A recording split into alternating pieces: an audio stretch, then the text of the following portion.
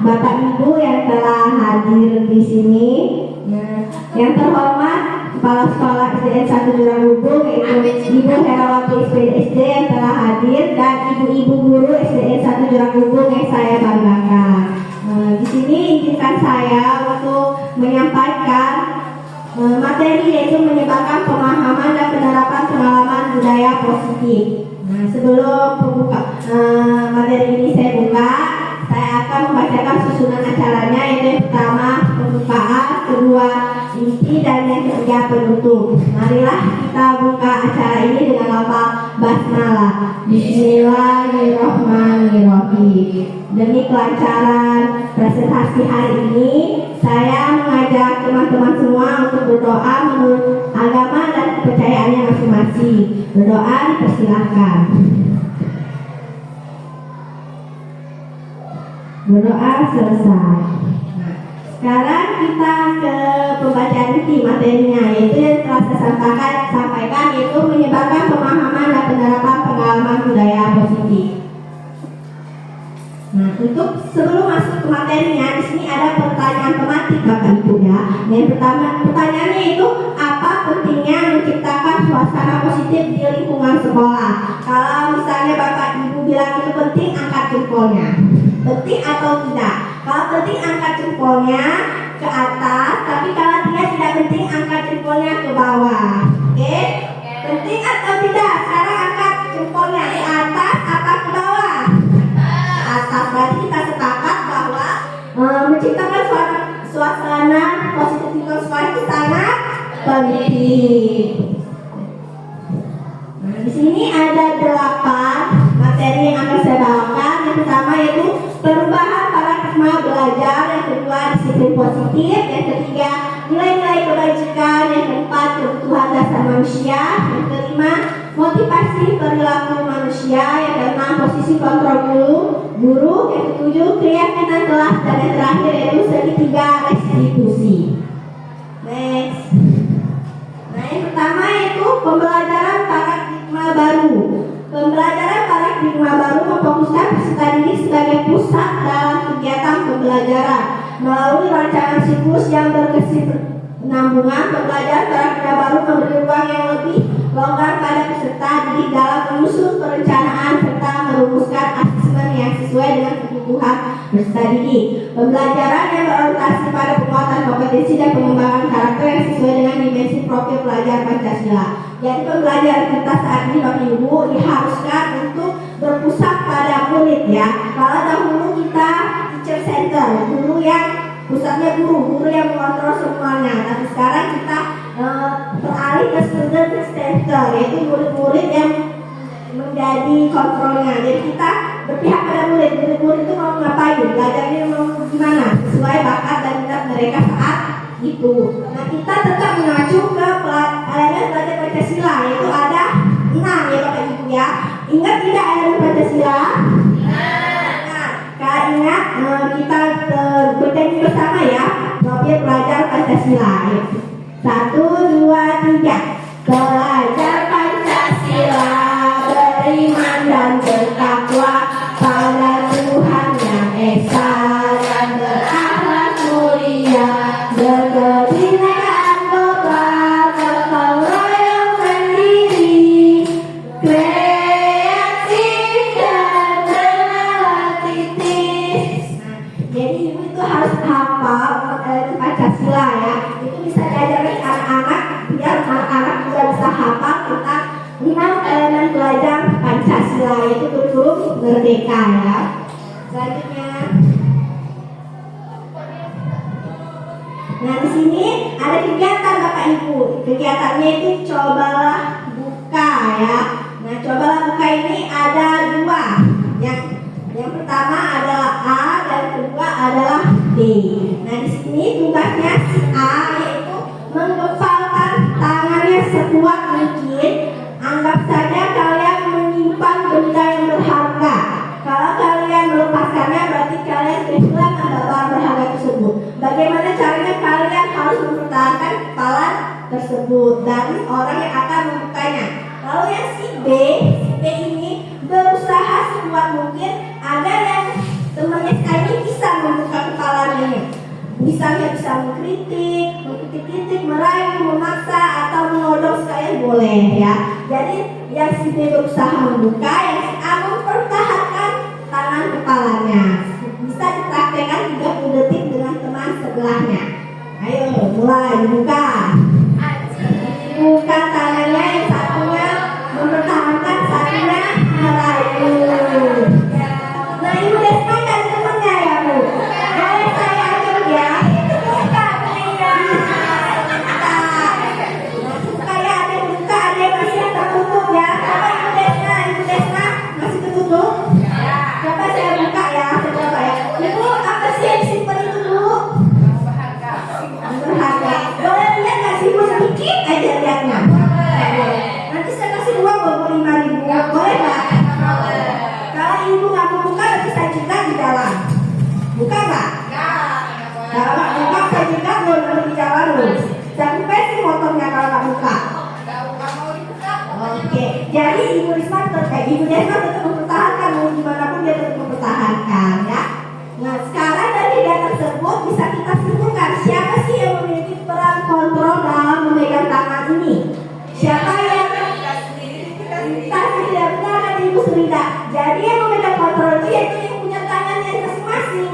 Mau orang yang merayu, memaksa, menodong, kalau tangan kita kontrol tetap tertutup, maka tetap tertutup. Kalau Ibu Risma tadi terbuka dan hatinya dia mau membukakannya, berarti Ibu Risma ini benar-benar maksudnya dia tidak mempertahankan apa yang berharga pada dirinya. Itu boleh kepada orang lain untuk melihatnya. Ya, jadi semua itu ada sistem kontrol di diri kita masing-masing. Next. Nah, ini dia ya jawabannya. Nah, jawabannya itu seperti tadi ya Ibu ya. Siapa yang memegang kendali dari tangan yang tertutup atau yang terbuka? Semuanya beralih ke diri kita masing-masing ya. Kontrolnya ada di diri kita masing-masing. Next, sudah.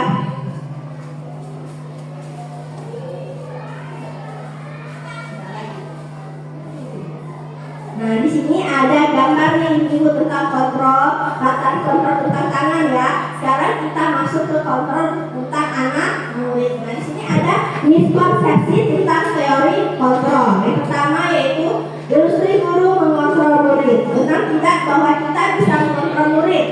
Benar atau tidak?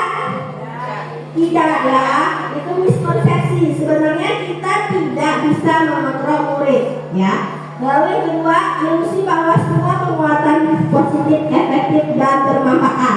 Apakah semuanya bermanfaat dan positif buat anak-anak? Tidak ya.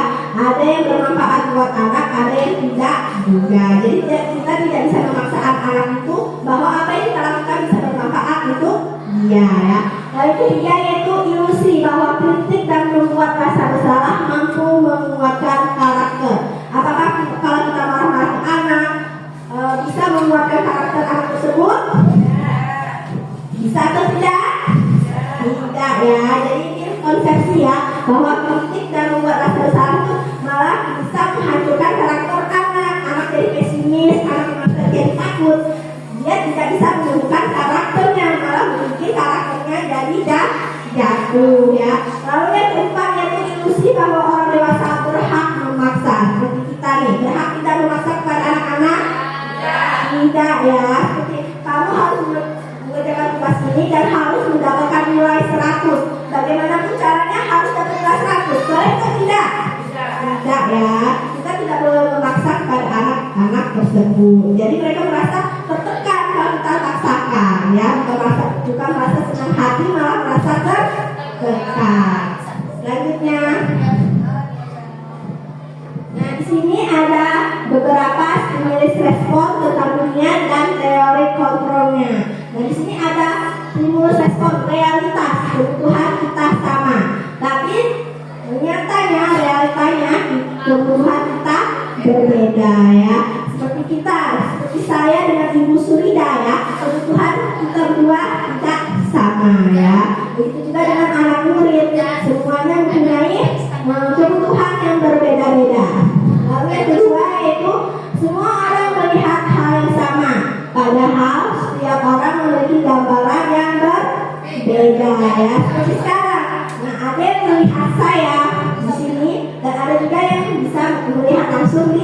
wilayah. Jadi pandangan orang itu berbeda-beda ya. Lalu yang ketiga yaitu kita mencoba mengubah orang agar berpandangan sama dengan kita. Nah, sesuai contohnya kita berusaha memahami pandangan orang lain tentang dunia ya. Kalau kita mencoba mengubah orang dia pandangan sama dengan kita, tapi sekali lagi ya kita harus memahami pandangan orang lain juga ya.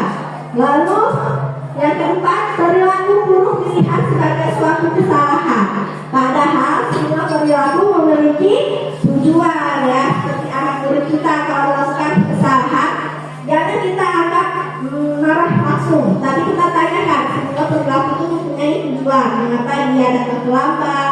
Mengapa dia tidak menjaga tugas? Semua memiliki tujuan ya. Lalu orang lain bisa mengontrol saya. Seperti tadi ya, orang lain bisa mengontrol saya. Padahal hanya kita sendiri yang bisa mengontrol. Seperti tadi membuka tangan ya. Orang lain menyuruh kita ayo buka dong tangannya. Tapi kalau jadi kita tidak mau membukanya, tidak bisa ya. Jadi semuanya ada di diri kita. Nah sekarang ada pemaksaan ada pada saat bukan gagal. Nyatanya kolaborasi dan konsensus menciptakan pilihan baru. Dan yang terakhir model berpikir menang atau kalah. Dulu kita berpikir, ya udahlah kalau nggak menang kalah apa-apa. Jadi udah berpartisipasi. Tapi sekarang kita harus berpikir harus menang. Bagaimana caranya kita harus menang ya.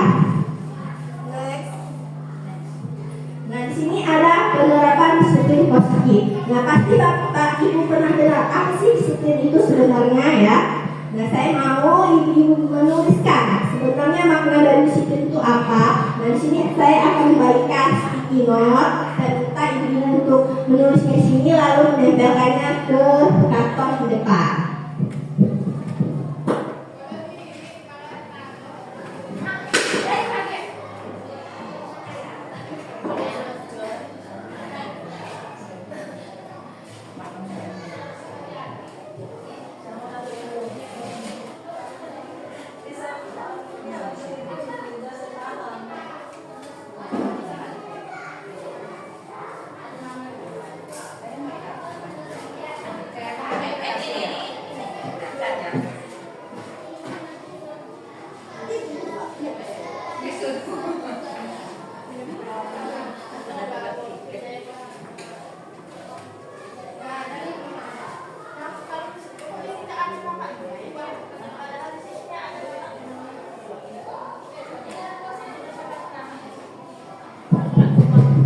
Nah, Bapak Ibu bisa menuliskan di sana.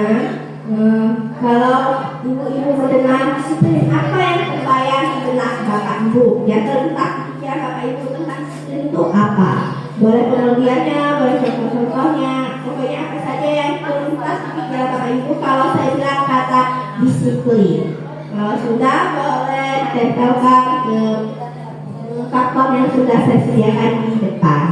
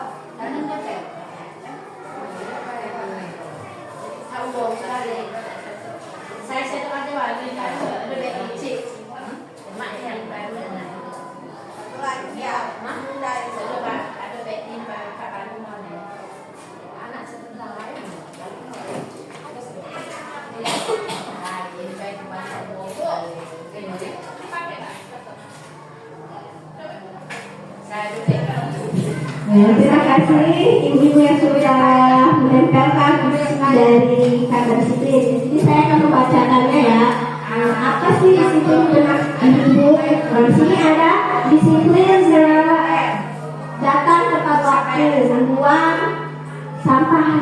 tempatnya. Lalu ada datang pada waktunya, saling menghargai, buang sampah di tempat sampah, berpakaian seragam yang lengkap.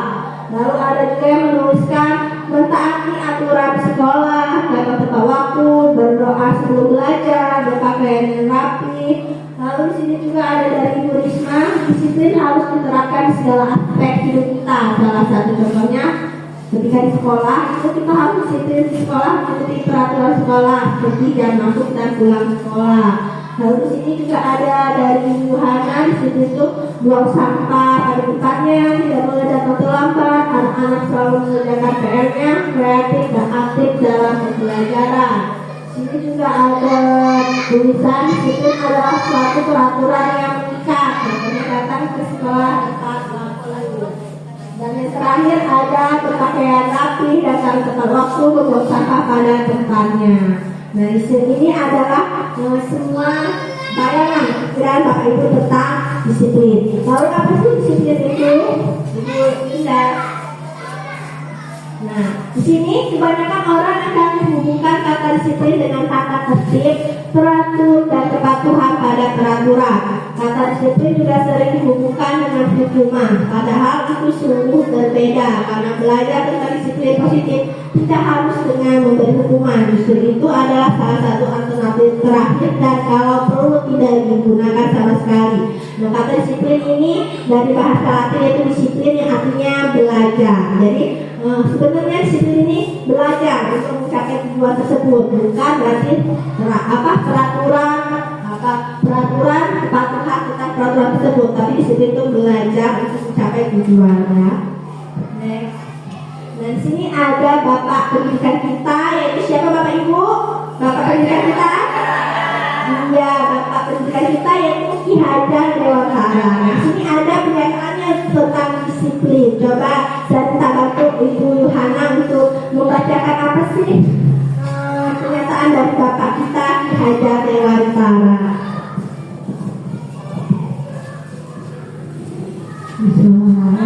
Penerapan disiplin positif Bapak pendidikan kita yaitu Ki Hajar Dewantara menyatakan bahwa di mana ada kemerdekaan, disitulah harus ada disiplin yang kuat.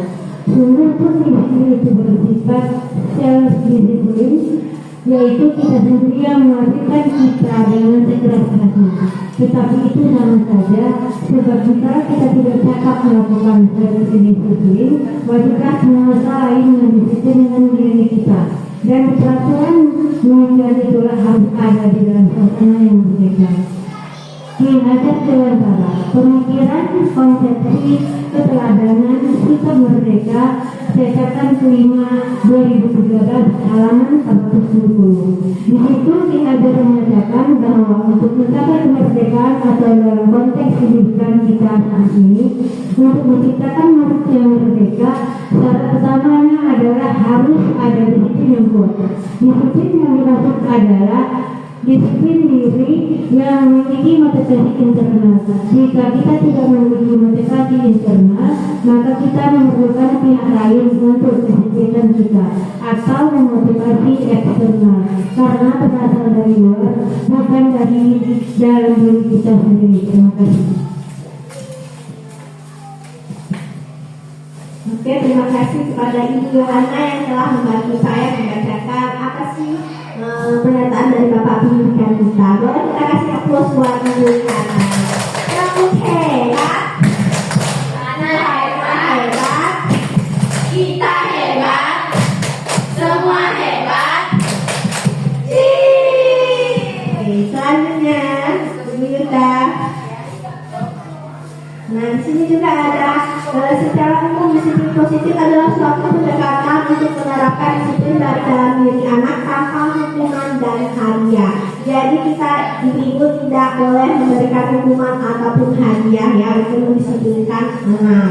Nah, disiplin positif perlu diterapkan baik dalam lingkungan keluarga maupun lingkungan sekolah. Dengan menerapkan disiplin positif, diharapkan tindak kekerasan dapat dihindari. Pendekatan disiplin positif bukan mengenai anak peserta didik secara langsung, melainkan bagaimana cara orang dewasa yang memberikan dampak dan pengaruh positif kepada anak dan peserta didik. Pendekatan disiplin positif mengintegrasikan pendekatan yang positif tanpa kekerasan, motivasi, merefleksi kesalahan, menghargai, membangun logika dan bersikap jangka panjang. Nah, seperti tadi ya pendapat dari Bapak kita di Hajar Dewantara bahwa disiplin positif itu ada dalam diri kita. Misalnya kalau diri kita tidak ada kemauan, kita boleh melihat motivasinya dari orang tua ya. Kalau dalam diri kita tidak ada motivasinya, boleh kita merujuk ke orang lain untuk memberikan motivasi kita. Next. Nah, di sini yang ketiga, poin yang ketiga kata tentang disiplin positif. Sekarang kita poin yang ketiga yaitu nilai-nilai kebajikan. Nah, di sini nilai-nilai kebajikan universal adalah sifat-sifat positif manusia yang merupakan tujuan mulia yang ingin dicapai setiap individu. Nilai-nilai tersebut bersifat universal dan lintas bahasa, suku, bangsa, agama maupun latar belakang. Dan sini ada dua contoh Bapak Ibu nilai-nilai kebajikan. Yang pertama yaitu profil pelajar Pancasila. Nah, kita harus tertuju ke sini karena kita menerapkan kurikulum merdeka. Maka nilai-nilai yang harus kita terapkan pada anak-anak yaitu nilai-nilai 6 elemen Pancasila ini. Yaitu yang pertama beriman, bertakwa pada Tuhan Yang Maha Esa dan akhlak mulia. Yang kedua mandiri, bernalar kritis, berkebinekaan global, bergotong royong dan kreatif. Lalu kalau tidak menuju ke sini boleh juga ke Ibu Primarius Program atau FYP. Sikap murid yang diharapkan apa Bapak Ibu dari nilai tersebut yaitu ada toleransi, rasa hormat, integritas, mandiri, menghargai, antusias, empati, keingintahuan, kreativitas, kerjasama, percaya diri dan komitmen. Sini sama saja ya dari Ibu atau profil pelajar Pancasila semua merujuk ke anak-anak ya. Tentang keimanan ada, mandirinya ada, kebinekaan globalnya ada, dan gotong royong serta kreatifnya. Next. Nah, yang materi keempat yaitu 5 kebutuhan dasar manusia. Nah, sini ada 5 kebutuhan Bapak Ibu. Nah, coba saya mau minta bantu dari Ibu Risma untuk membacakan 5 kebutuhan dasar manusia itu apa aja sih yang kita butuhkan? Ya, 5 kebutuhan dasar manusia itu yang pertama adalah bertahan hidup. Yang kedua kita perlu kasih sayang. 3 penguasaan, 4 kebebasan, 5 kesenangan.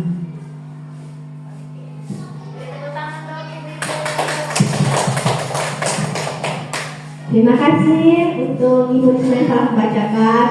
Benar ya, dengan kebutuhan dasar manusia kita tuh ada 5. Yang pertama yaitu bertahan hidup. Yang kedua kasih sayang. Yang ketiga penguasaan. Yang keempat kebebasan dan kelima kesenangan.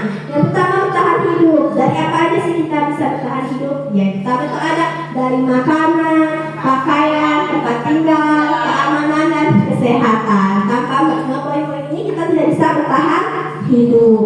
Lalu setelah bertahan hidup kita butuh apa lagi sih? Nah, yang kedua yaitu kasih sayang. Nah, kata kasih sayang itu seperti gula tanpa garam ya, hampa rasanya. Kita sebagai manusia perlu kasih sayang. Kasih sayang itu apa aja poin-poinnya? Yaitu rasa diterima, dipedulikan, kerjasama bagian dari kelompok. Jadi kita ini perlu kasih sayang. Begitu juga anak murid perlu juga kasih sayang. Lalu yang ketiga itu penguasaan. Setelah bertahan hidup dan kasih sayang kita ini perlu penguasaan. Harus ada yang kita impikan, yang kita raih.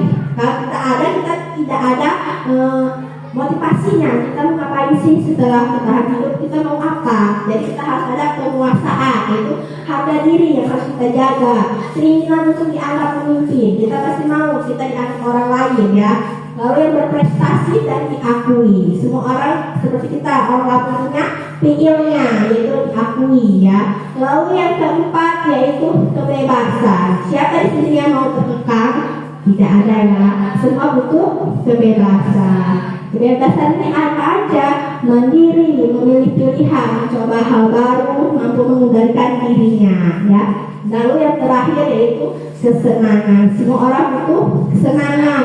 Untuk apa kita bertahan hidup? Kasih sayang, penguasaan, kebebasan. Kalau kita tidak ada kesenangannya, monoton ya. Jadi kita harus di sela-sela tersebut kita bisa bermain, humor, antusias, ketawa atau menonton film kesukaan kita. Jadi 5 kebutuhan dasar manusia ini harus kita terapkan Bapak Ibu biar kita hidup kita stabil. Kalau salah satu aja yang tidak kita terapkan pasti ada yang blank atau ada yang nggak fokus di kehidupan kita ya. sini ada motivasi perilaku manusia, ada dua seperti tadi Pak Ki Hajar Dewantara bilang ada dari dalam diri kita, ada juga dari luar. Kalau dalam diri kita itu apa Bapak Ibu namanya? Motivasi intrinsik, yaitu motivasi yang timbul dari dalam diri individu sendiri tanpa ada paksaan dorongan orang lain, tetapi atas dasar kemauan diri sendiri. Lalu yang kedua yaitu motivasi intrinsik, yaitu dari motivasi dari luar, timbul akibat pengaruh dari luar individu karena adanya ajakan, suruhan atau paksaan dari orang lain. Nah seperti contohnya nih, guru penggerak nih. Kalau dalam diri kita, saya mau nih ikut guru penggerak besok angkatan selanjutnya, berarti itu motivasi dari dalam diri, yaitu motivasi intrinsik. Misalnya karena tidak ada motivasi dari dalam diri, kita butuh motivasi intrinsik, yaitu dari teman-teman melihat angkatan selanjutnya seperti Bapak Henry. Dengan melihat Bapak Henry, bisa tergeraknya mengikut guru penggerak. Jadi itu ada motivasi intrinsiknya, ada dari dalam diri dan dari luar orang luar lain ya. Next. Nah di sini ada 3 Bapak Ibu, ada hukuman, konsekuensi, dan restitusi. Coba kalau hukuman minta bantu buat Ibu Rosmani membacakan hukuman itu apa sih? Kalau hukuman tidak terencana tiba-tiba, murid tidak tahu apa yang terjadi atau tidak dilibatkan, bersifat satu arah, berupa hukuman fisik dan psikis. Terima kasih, beri tepuk tangan buat Ibu Rosmani. Nah, hukuman itu apa? Yaitu tidak terencana tiba-tiba. Misalnya anak datang terlambat, kamu ini terlambat, lari lapangan. Itu kan tiba-tiba. Tahu-tahu anak datang, kita suruh lari lapangan. Tanpa anak ngomong apa-apa, langsung kita kasih omongan hukuman, ayo lari lapangan. Tiba-tiba tanpa ada rencananya. Lalu yang kedua, murid tidak tahu apa yang terjadi atau dilibatkan. Kita tanya sama anak, kamu mau ke lapangan nggak? Enggak kan? Kita langsung sana dari lapangan. Lalu kita tanya anak itu, otomatis anak itu lari. Lalu bersifat satu arah karena cuma guru yang memimpin. Anak tidak dilibatkan dan berupa hukuman fisik atau psikis. Kalau fisik itu berarti lari lapangan menggunakan badan ya. Tapi kalau psikis itu menggunakan kata-kata. Tolong kamu ya, itu kan psikis. Itu nama hukuman psikis, yaitu dari batin ke pikiran, namanya psikis. Lalu yang kedua yaitu konsekuensi. Berbeda nih dari hukuman. Kalau konsekuensi itu apa ya Ibu Saimah? Bisa dibacakan? Terencana sesuai aturan, murid dibuat tetap tidak nyaman, sikap guru selalu memonitor murid. Jadi tepuk tangan buat Ibu Saimah. Nah, benar nih seperti Ibu kata Saimah. Kalau konsekuensi itu terencana sesuai aturan. Lalu yang kedua, murid dibuat tetap tidak nyaman, dan 3, sikap guru selalu memonitor murid. Nah, seperti nanti kita akan bahas keyakinan kelas. Nah, kalau keyakinan kelas itu ada Ibu konsekuensinya. Misalnya anak tidak mengerjakan PR. Konsekuensinya bagaimana? Yaitu ketika istirahat, anak tersebut harus mengerjakan PR-nya sehingga tersita waktu istirahatnya. Jadi anak itu tahu hukumannya. Kamu nggak ngerjain PR, konsekuensinya apa? Ya Bu, saya nanti istirahat, nggak istirahat ngerjain PR. Jadi saya menghabiskan waktu istirahatnya. Tapi anak itu tetap tidak nyaman dengan hukuman itu. Gara-gara tidak mengerjakan PR, akhirnya saya tidak istirahat. Dan guru memonitor murid. Kita monitorin, udah belum ngerjain PR-nya? Belum, jam istirahat ya. Itu tetap sama seperti hukuman, tapi bedanya kalau konsekuensi itu ada 2 arah. Murid dan guru tahu sama-sama kalau kamu tidak berbuat salah ini hukumannya apa. Kalau yang pertama hukumannya kan tiba-tiba. Kalau yang kedua, anak itu tahu hukuman yang akan dia dapatkan apa. Nah, lalu yang ketiga yaitu restitusi. Harapannya kita ada di sini Ibu-ibu yang terakhir yaitu restitusi. Apa sih restitusi itu? Bisa dibacakan Ibu Sulinda? Untuk restitusi yaitu aku juga kelihatan lengkap. Boleh kan begini? Proses menciptakan kondisi bagi murid untuk memperbaiki kesalahan. Selanjutnya, proses kolaborasi yang mengajar murid untuk mencari solusi sendiri. Samaan bulan Sunda. Terima kasih Bu yang membacakannya. Jadi restitusi ini itu proses menciptakan kondisi bagi murid untuk memperbaiki kesalahannya dan mencari solusinya sendiri. Seperti contohnya anak itu tidak mengerjakan PR. Kita tanya nih, kenapa alasannya? Mengapa tidak mengerjakan PR? Jangan kita kasih dulu hukuman atau konsekuensinya. Kita tanyakan dulu, mengapa sih kamu tidak mengerjakan PR? Nanti dia kan menjawab. Iya, lalu nanti kita arahkan lagi kepada dia. Terus bagaimana solusinya? Jadi anak itu yang menceritakan permasalahannya, lalu mencarikan solusinya, dia juga yang mencari ya. Guru hanya mengajak, menanyakan apa, menstabilkannya. Next. Nah, sini ada kasus ini Ibu. Nah, kasusnya itu bisa dibacakan Ibu Nopi.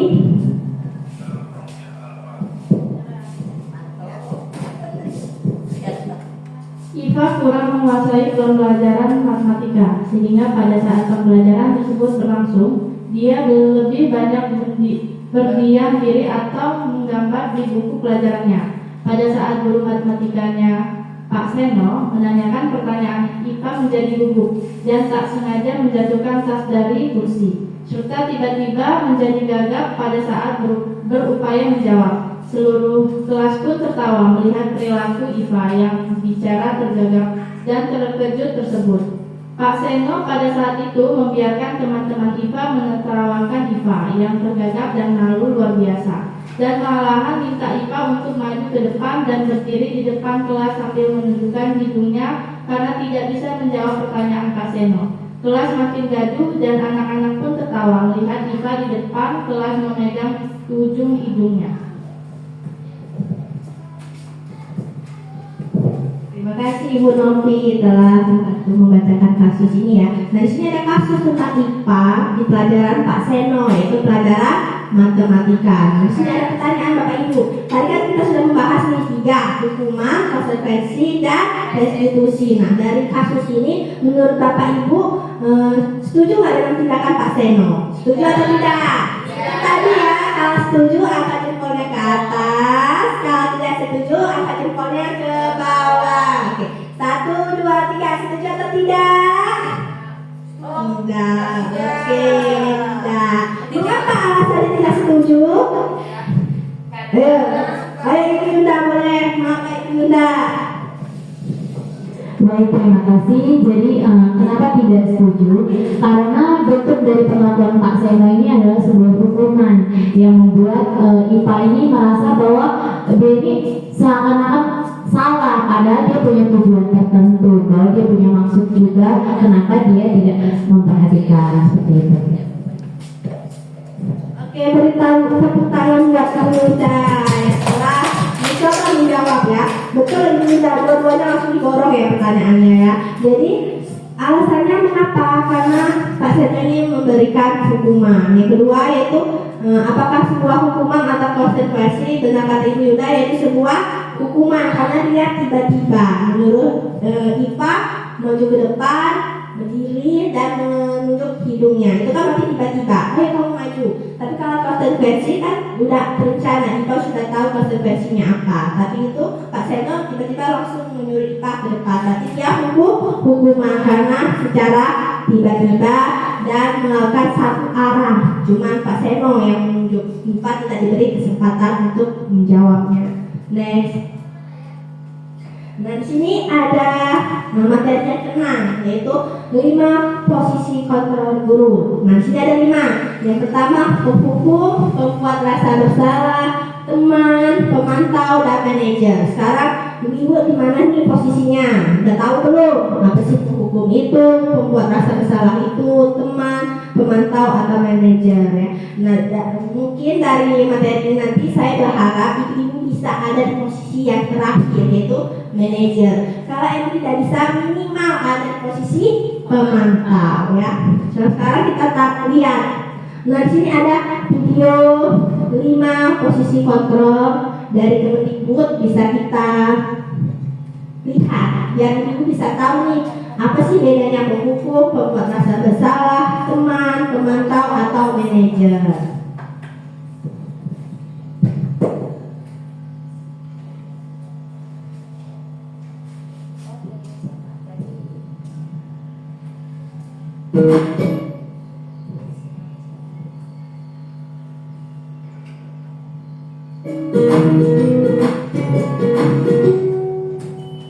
Salam bahagia Ibu dan Bapak guru hebat.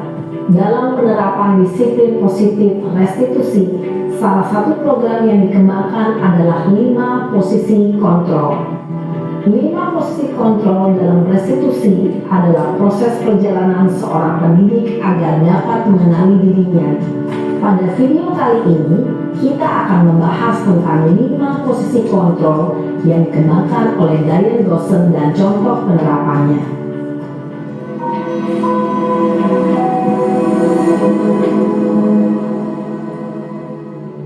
5 posisi kontrol itu adalah 1. Posisi penghukum, 2. Posisi pembuat merasa bersalah, 3. Posisi teman, 4. Posisi pemantau atau monitor, dan 5. Posisi manajer. Untuk lebih memahami kelima posisi tersebut, mari kita saksikan kasus Naren yang terlambat hadir 20 menit di sekolah dan melihat bagaimana kelima posisi kontrol dalam menghadapi masalah tersebut.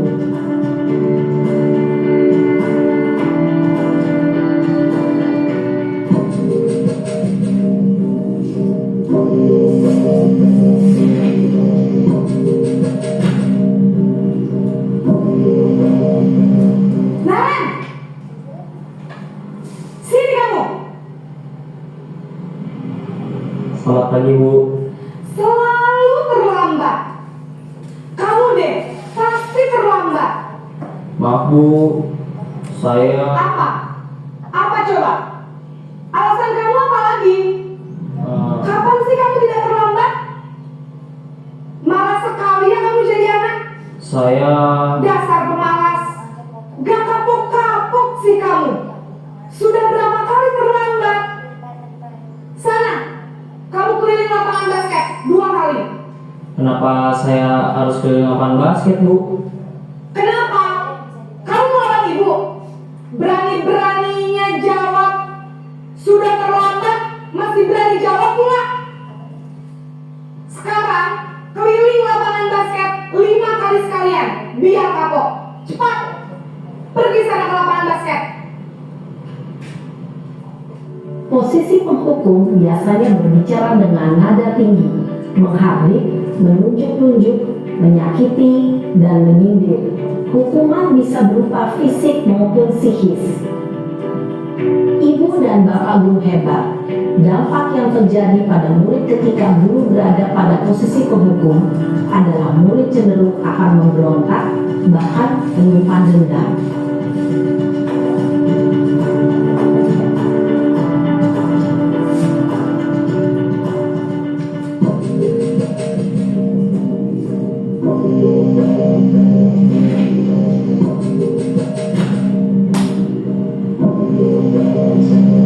Naren!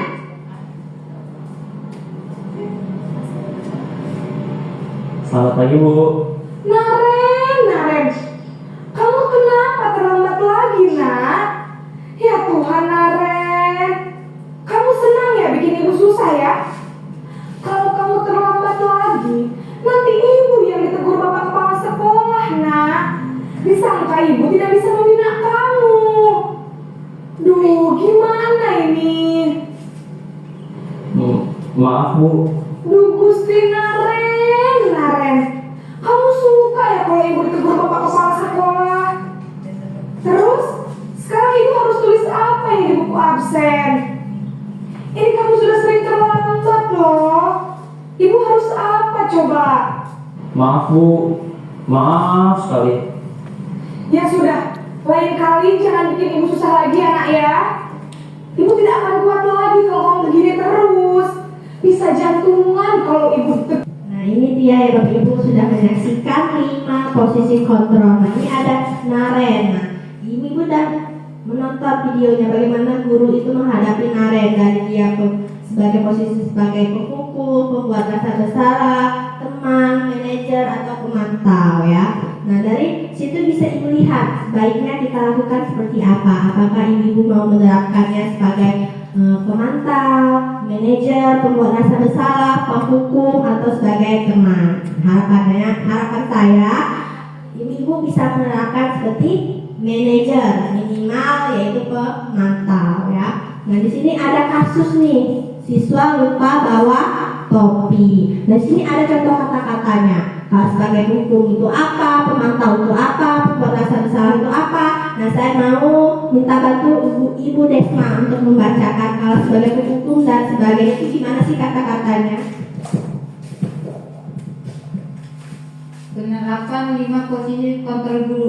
Di sini ada kasus siswa lupa bawa topi. Sebagai penghukumnya itu, guru ini memberi hormat pada memberi hukum pada anak yaitu untuk menghormat pada bendera selama 1 jam.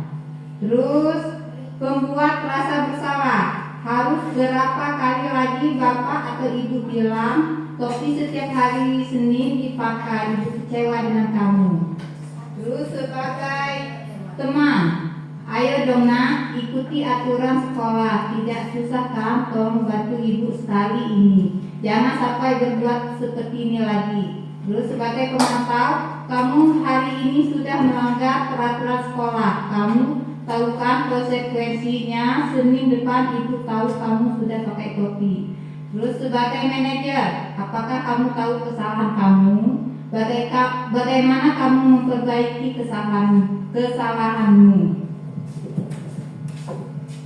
Terima kasih Ibu Desma. Beri tepuk tangan buat Ibu Desma. Nah di sini ada 5 nih, semua penghukum, pembuat rasa bersalahnya ada kata-katanya. Kalau penghukum hormat pada bendera 1 jam.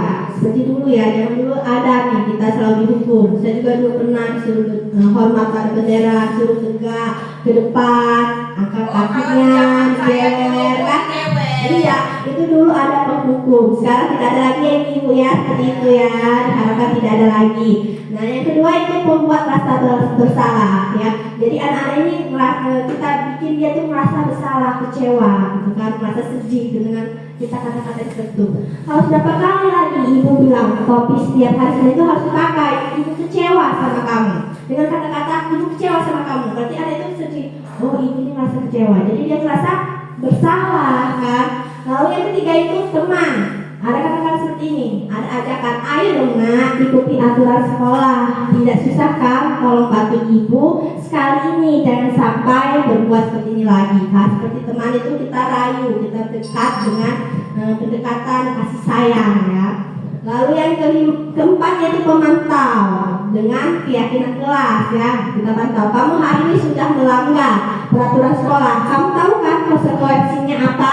Senin depan ibu mau kamu sudah pakai topi. Lalu yang kelima ini paling enak ibu. Kita cuma menanyakan ke anak-anak yang menjawabnya, anak-anak yang tak mencari solusinya. Kita tidak perlu pakai tenaga banyak untuk menghukum anak, tapi tidak ada ini pendekatannya, tidak takut sama anak-anak. Tapi kalau dengan manajer, dia mikir nih, apa? Kita tanya, kamu tahu kesalahanmu? Nah, anak-anak mikir, apa ya kesalahan saya? Bukan kita yang harus kamu nggak pakai topi sih, tapi anak-anak yang mikir duluan, apa kesalahan saya? Tidak memakai topi. Lalu gimana cara memperbaikinya?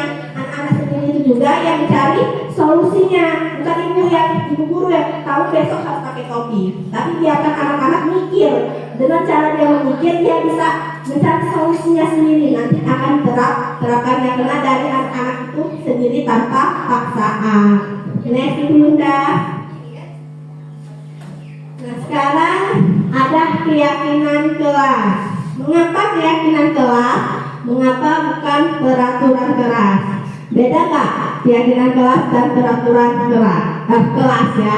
Nah di sini kalau peraturan kelas Bapak Ibu itu gurunya yang membuat tanpa ada keterlibatan dari anak-anak. Jadi gurunya membuat harus dilaksanakan ke anak-anak. Pokoknya nggak mau tahu anak-anak itu harus menuruti peraturan tersebut. grup. Tapi kalau keyakinan kelas itu ada kerjasama dengan anak-anak. Kita suruh anak-anak, kalian mau menerapkan apa agar terciptanya suasana pembelajaran yang disiplin bagus. Anak-anak boleh menulis apa saja bebas, tidak ada paksaan, tidak ada kait ini batasan.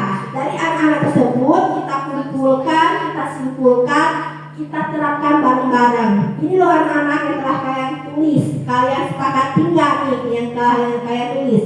Kalau kalian sepakati, mari kita tanda tangani. Jadi anak-anak yang membuat, jadi dia merasa tanggung jawab. Tapi kalau peraturan gurunya yang menulis, anak-anak harus ikutin. Jadi dia terpaksa. Tapi kalau keyakinan, anak-anak itu ikhlas karena dia sendiri yang menulisnya. Ya, lanjut Bunda. Nah, bagaimana sih cara membentuk keyakinan kelas? Yang pertama itu bersifat lebih abstrak daripada peraturan yang lebih rinci dan konkret.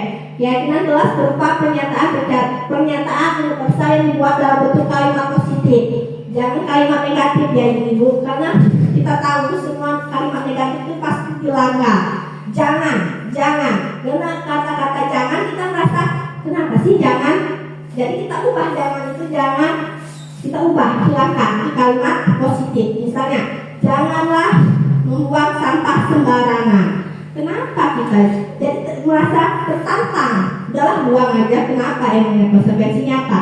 Tapi kalau kita ubah kalimat positif, buanglah sampah pada tempatnya. Jadi kita ingat, oh iya buang sampahnya pada kotak sampah, langsung kita taruh. Tapi kalau ada kata-kata jangan pasti tertantang. Emang kenapa kalau buang sampah sembarangan? Jadi anak itu merasa jangan. Jadi itu kalimat negatifnya harus kita ubah ke positif.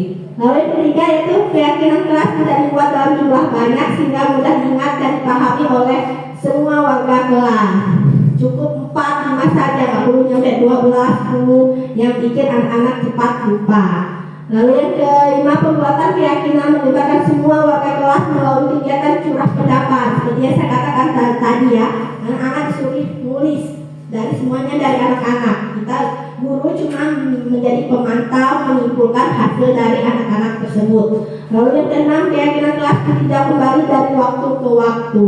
Di sini ada contohnya ibu-ibu yang telah saya terapkan di kelas. Bisa ibu-ibu terapkan juga di kelas ibu-ibu nantinya. Boleh ibu-ibu tadi putar video.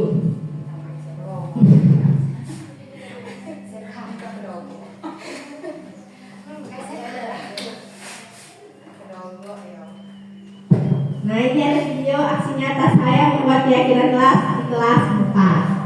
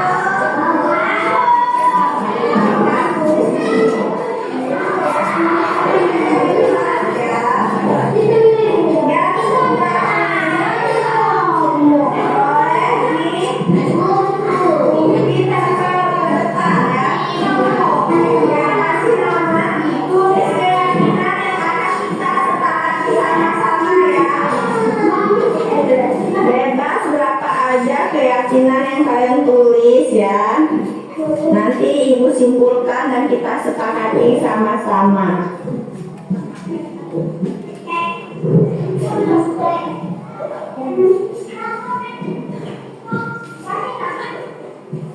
Kalau Ya, kalau sudah boleh langsung ditempelkan ke karton yang ada di depan ya.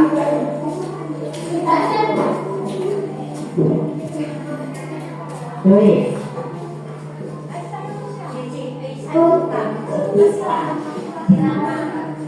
Tulis bebas. Karena itu yang bakal kita terangkan setelah ini ya. Kita mulai sama-sama nanti ya. Nanti kawan-kawannya kalau sudah teman-temannya langsung kumpulin ya. Langsung nggak usah. Ibu setelah anak menulis dikumpulkan ke depan biar bisa dibaca hasil dari yang mereka tulis.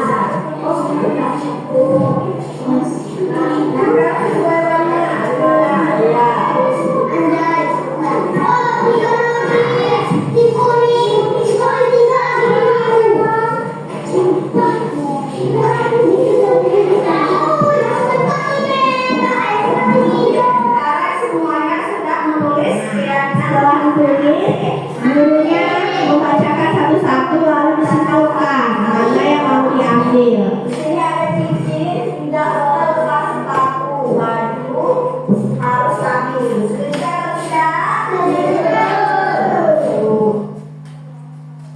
Setelah anak-anak setuju, gurunya menulis di sampingnya yang akan sepakati. Ya.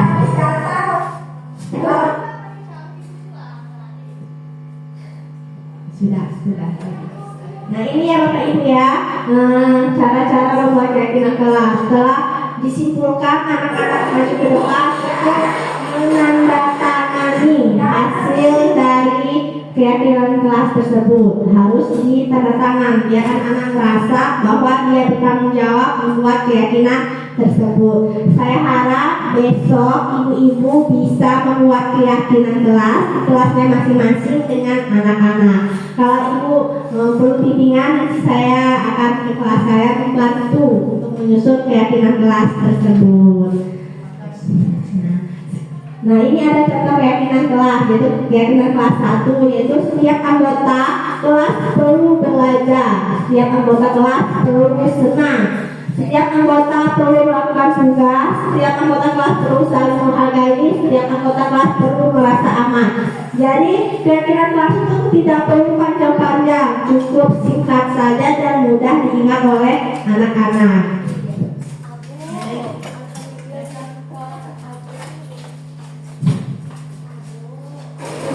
Nah yang terakhir adalah segitiga institusi. Nah di sini ada 3 cara membuat segitiga institusi. Tahapan pertama yaitu menstabilkan identitas. Yang kedua yaitu validasi tindakan yang salah. Yang terakhir yaitu menanyakan keyakinan. Ketika anak-anak merasa salah, ketika anak merasa bersalah, kita stabilkan dulu identitasnya biar anak-anak itu tidak tertekan. Kita buat dia nyaman untuk bercerita dulu kepada kita. Kalau kita buat anak itu merasa bersalah duluan, dia akan segan bercerita ke kita. Jadi kita stabilkan dulu anaknya biar dia aman, nyaman untuk bercerita ke kita. Kita bilang seperti ini ke anak-anak, setiap orang pasti pernah melakukan kesalahan. Kamu bukan satu-satunya yang pernah melakukan kesalahan tersebut. Kita bilang, ibu dulu juga sekolah seperti ini, anak seperti kamu pernah melakukan kesalahan, tidak pernah tidak mengerjakan PR, pernah tidak memakai seragam lengkap. Jadi anak itu merasa, oh iya ibu aja pernah melakukan kesalahan, berarti saya juga gak apa-apa dong melakukan salah, gitu kan. Kita stabilkan dulu bahwa semua orang pernah melakukan kesalahan. Lalu setelah kita stabilkan nih, kita validasi tindakan yang salah. Kita lihat tuh anak-anak itu mana sih sebenarnya yang salah. Nah seperti ini, kamu tentu punya alasan mengapa melakukan itu. Adakah cara yang lebih efektif untuk mendapatkan apa yang kamu butuhkan? Setelah kita validasi, kita tanya, kamu pasti punya alasan mengapa melakukan itu. Biar anak-anak itu cerita alasannya mengapa. Ada nggak cara yang lebih efektif untuk mengatasi permasalahan tersebut? Lalu yang terakhir itu menanyakan keyakinan kelas apa yang telah kita sepakati. Kamu ingin menjadi orang yang seperti apa? Setelah tindakan yang salah itu kita validasikan, solusinya bagaimana? Kita tanya, kita luruskan lagi di jalannya. Kamu ingat nggak keyakinan kelas yang kita buat? Kalau ingat, apa keyakinannya? Apa yang kamu langgar? Terus kalau ada itu, ya Bu, saya melanggar tidak memakai seragam lengkap, misalnya keyakinan kelas yang dia langgar. Lalu kita tanya solusinya bagaimana? Biarkan anak mencari solusinya sendiri. Next. Biar semangat kita explication dulu ya. Biar semangat. Sebenarnya ibu mulai lelah. Kita explication terlebih dahulu.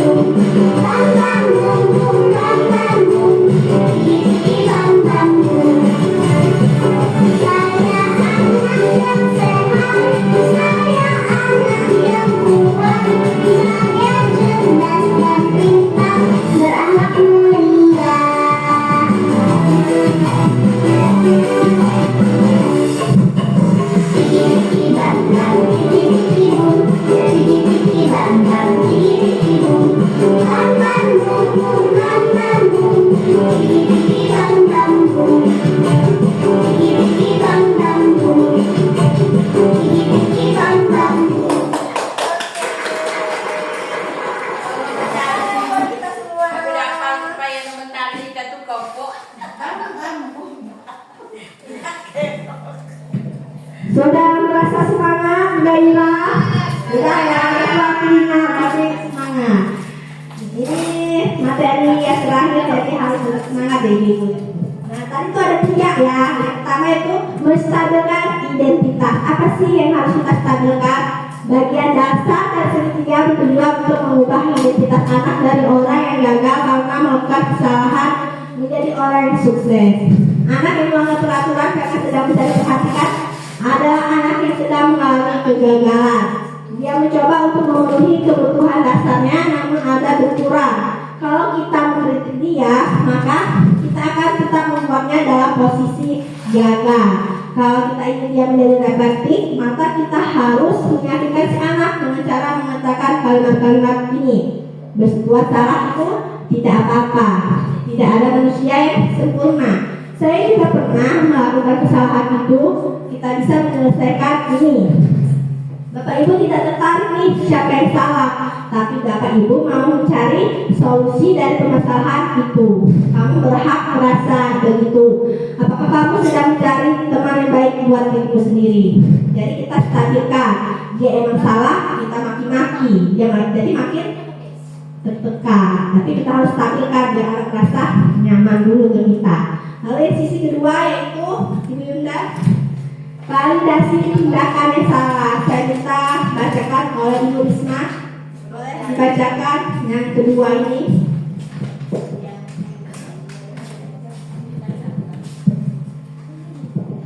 Menurut teori kontrol, semua tindakan manusia, baik itu baik atau buruk, pasti memiliki maksud atau tujuan tertentu. Seorang guru yang memahami teori kontrol pasti akan mengubah pandangannya dari teori stimulus respons ke cara berpikir proaktif yang mengenali tujuan dari setiap tindakan. Kita mungkin tidak suka sikap seorang anak yang terus-menerus merengek, tapi bila sikap itu mendapat perhatian kita, maka itu telah memenuhi kebutuhan anak tersebut. Kalimat-kalimat di bawah ini mungkin terdengar asing bagi guru, namun bila dikatakan dengan nada tanpa menghakimi, akan memvalidasi kebutuhan mereka. Seperti, padahal kamu bisa melakukan yang lebih buruk dari ini ya. Kamu pasti punya alasan mengapa melakukan hal itu. Kamu patut bangga pada dirimu sendiri karena kamu telah melindungi sesuatu yang penting buatmu. Kamu boleh mempertahankan sikap itu, tapi kamu harus menambahkan sikap yang baru. Restitusi tidak menyarankan guru bicara ke murid bahwa melanggar aturan adalah sikap baik, tapi dalam restitusi guru harus memahami alasannya dan paham bahwa setiap orang pasti akan melakukan yang terbaik di waktu tertentu. Oke, terima kasih. Tepuk tangan untuk Risma. Jadi di sini setelah kita stabilkan, yang kedua itu validasi tindakan yang salah. Kita tanya, semua permasalahan itu pasti ada solusinya ya, pasti ada alasannya juga kenapa anak tersebut melakukan tersebut. Nah, di sini kita garis bawahi bahwa melanggar aturan itu bukan sikap yang baik ya Bapak Ibu ya, bukan sikap yang baik, tapi kita harus pahami dulu alasannya mengapa. Pasti semua itu ada alasannya. Nah, bahwa setiap orang itu pasti melakukannya yang terbaik di waktu tertentu. Jadi belum tentu nih anak hari ini melakukan kesalahan, besoknya dia melakukan kesalahan itu lagi. Itu seperti nilai setitik apa kata-kata rusak ya, seperti itu ya. Jadi kita lihat dulu kebaikan anak-anak yang lainnya. Jadi gara-gara kesalahan satu semuanya menjadi rusak ya. Jadi anak itu pasti ada di hari tertentunya dia baik. Nah pas masanya itu dia melakukan kesalahan. Jadi jangan semena-mena kita membuat dia kamu tuh yang salah gitu. Kita hukuman itu tidak boleh ya. Kita validasi tindakan yang salah. Lalu yang ketiga yaitu menanyakan keyakinan. Itu yang terakhir, yaitu teori kontrol menyatakan bahwa kita pada dasarnya termotivasi secara internal. Ketika identitas sukses yang pertama tadi sudah sukses, yang kedua tadi juga sudah sukses, yang ketiga yaitu yang terakhir kita tanyakan keyakinannya, apa yang telah dia percayakan. Kita balikan anak-anak itu ke tujuan awalnya, yaitu dengan keyakinan telah disepakati ya. Apa yang kita percaya sebagai kelas atau keluarga? Apa nilai-nilai umum yang telah kita sepakati? Apa bayangan kita tentang kelas yang ideal? Kamu mau jadi orang seperti apa? Penting untuk menanyakan ke anak kehidupan seperti apa nantinya yang mereka inginkan. Apakah kamu ingin menjadi orang yang sukses, bertanggung jawab, atau bisa dipercaya? Kebanyakan anak akan mengatakan iya, tapi mereka tidak tahu nih bagaimana caranya menjadi orang seperti itu. Guru dapat membantu dengan bertanya seperti apa jika mereka menjadi orang seperti itu ya. Jadi kita menanyakan keyakinan. Setelah dia buat kesalahan, kita balikan dia ke arah yang lebih benar, ke tujuan awalnya yaitu keyakinan ke kelas. Nah di sini saya sudah membuat video sebagai posisi manajer saat menghadapi masalah. Di sini ada video restitusi, segitiga restitusi yang telah saya gerakkan. Ini contoh kasusnya ya Bapak Ibu ya. Iya.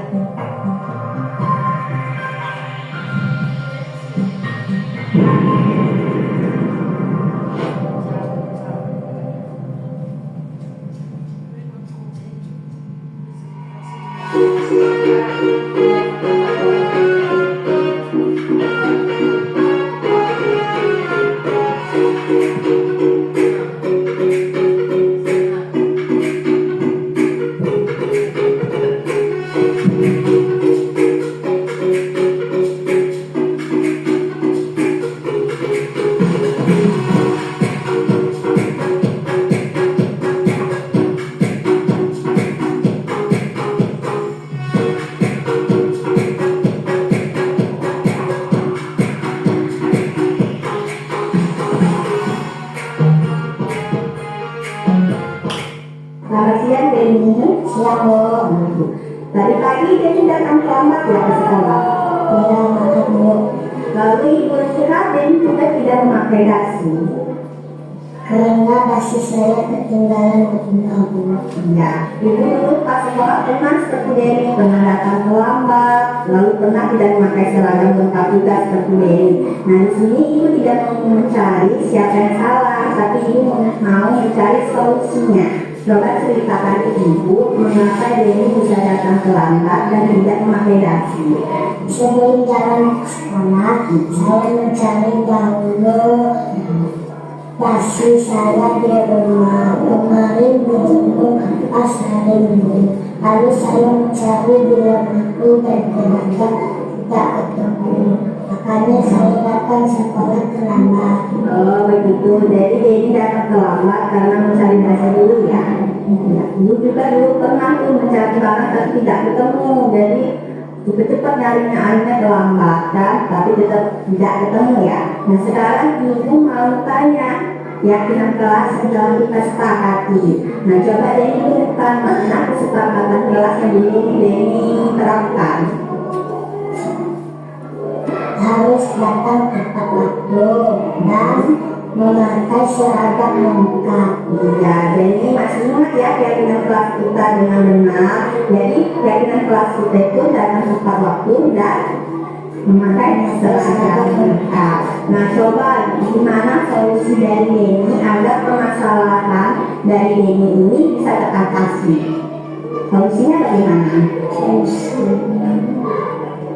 Saya akan menyiapkan dasi di malam hari sebelum saya tidur.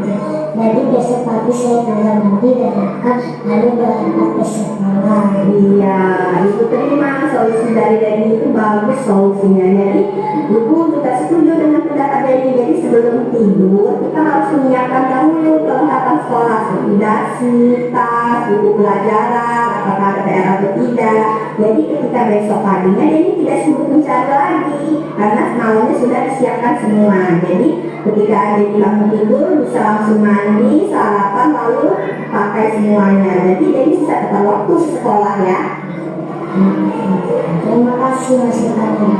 Ya, jadi mulai sekarang mari kita terapkan selalu kesepakatan kita. Kan kita dapat kesepakatan kelas bersama kan? Harus kita terapkan sama-sama mulai sekarang ya. Jadi harus semangat sekolah, harus datang tepat waktu dan memakai seragam lengkap. Baik Bu, terima kasih Denny. Ibu akan lihat besok ya.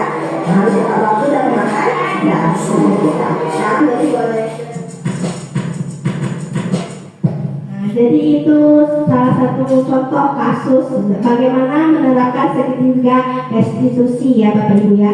Jadi jangan anak buat salah kita langsung beri dia hukuman, tapi harus stabilkan dulu identitasnya, lalu menanyakan validitas tindakan yang salah dan menanyakan keyakinan. Jadi kita harus menerapkan 3 posisi restitusi, segitiga restitusi, dan kita harus menjadi posisi kontrol guru sebagai manajer. Next, Linda. Nah, di sini yaitu penutup. Dalam penerapan disiplin positif kita mampu mengontrol diri dan merefleksi diri sebagai guru atau AMO manajer untuk menuntun murid menjadi insan yang mandiri, merdeka dalam belajar serta bertanggung jawab. Harapannya di sini setelah ini ibu-ibu bisa menerapkannya di kelas. Bagaimana ketika anak ada masalah kita terapkan tuh segitiga restitusinya. Lalu kita harus menjadi posisi kontrol sebagai manajer dan jangan lupa membuat keyakinan kelas bersama anak-anak besok ya. Nah sebelum ditutup saya mau minta salah satu ibu untuk melakukan umpan balik hasil dari presentasi saya hari ini ya. Saya minta dari sini Ibu Risma boleh maju. Ibu Risma maju ke depan untuk umpan balik.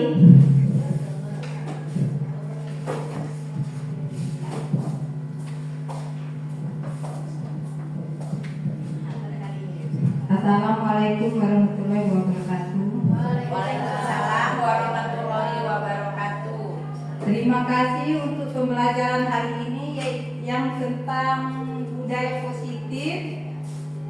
Di sini saya mendapat pelajaran yang berharga Dan untuk CGP angkatan 10 semoga sukses selalu dan tetap berkarya. Terima kasih. Menyenangkan. Tangan buat Bu Risma. Lekul emak. Emak. Emak, emak.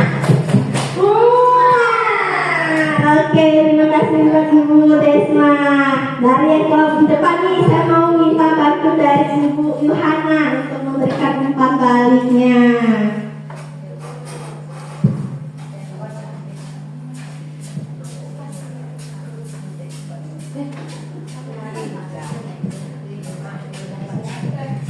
Terima kasih waktunya. Assalamualaikum warahmatullahi wabarakatuh.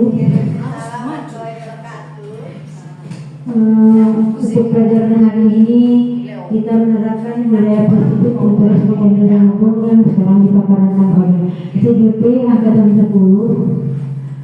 Dengan hal ini kami terima dengan lapang dada dan senang hati, dengan hati yang gembira, dan kami berjanji SDM Jerobong akan mengadakan kolaborasi dengan budaya untuk menerapkan budaya positif tersebut. Dan terima kasih banyak dengan pelajaran hari ini. Dan hari ini guru kami siap akan menjadi manajer sekolah. Kami siap menjadi manajer yang betul-betul kami siap jadi manajer yang diharapkan, yaitu seperti dikatakan oleh Kiai Darantara Lingkal Sositododo yang Mario Mangkuasa Hari di depan memberi motivasi, di depan memberi contoh yang setengah menjadi harapan dan juga akan memberi motivasi dan dorongan. Terima kasih atas perhatiannya. Assalamualaikum warahmatullahi wabarakatuh. Tepuk hebat. Yohana hebat. Kita hebat. Semua hebat. Oke, itu dari umpan dari guru nih. Saya mau tahu dari kepala sekolahnya. Baik dari kepala sekolah yaitu Ibu Herawati SPD SD. Silakan Ibu.